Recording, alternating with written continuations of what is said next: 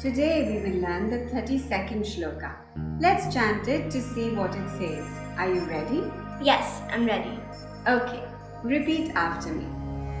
Evam bahuvidha yajna Evam bahuvidha yajna vitata brahmano mukhe vitata brahmano mukhe karmajan vidhi tan sarvan karmajan vidhitan sarvan evam jnatva vimokshase. evam jnatva vimokshase. Great.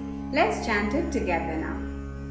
Evam bahuvidha yajna vitata brahmano mukhe karmajan vidhitan sarvan evam jnatva vimokshase. What does it mean?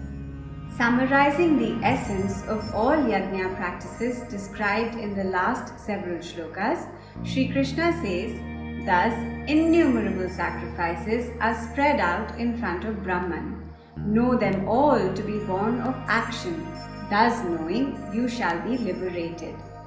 Let's try and recap all the yajna practices described in the last few shlokas.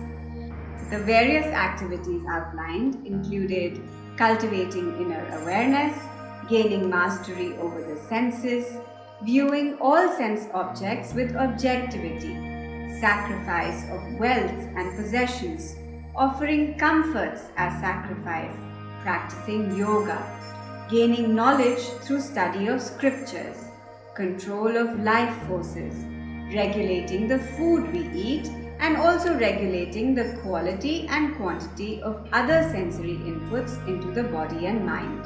That's a really long list of practices. Yes, and even though they all seem so different from each other, in essence, they are all the same.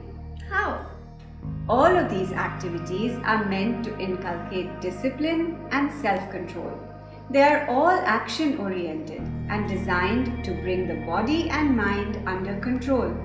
When we mark out a certain time of the day to dedicate to spirituality, to do certain observances, we are taking time out of our daily routines to practice self-awareness and self-regulation. With constant practice of this, slowly this discipline permeates into all aspects of our lives. All of these practices are done through self-effort. The practices may be different, but their goal is the same: to make the mind and body fit for right knowledge, to purify the inner self and reduce dependence on external factors. Okay, so all practices have the same goal, but is one practice better than any of the others? The next shloka will give you the answer to your question. For now, remember that all practices are actions. It is not enough to memorize the practices or to simply know the methods in theory. We have to act upon these practices. An ounce of practice is worth a ton of theory. These actions are not the goal, but through these actions, you can reach the end goal of self-realization. When you do these actions with intent and purpose, keeping your destination in mind, your actions become meaningful and fruitful. Let's say you're walking on the road, fully aware of where you want to go. Another person next to you is also walking on the same road, but with no destination in mind. Who do you think is most likely to reach their goal? Me, because I know where I have to go. The other person doesn't even have a goal in mind. Exactly. Even though your actions are the same, your action has a purpose.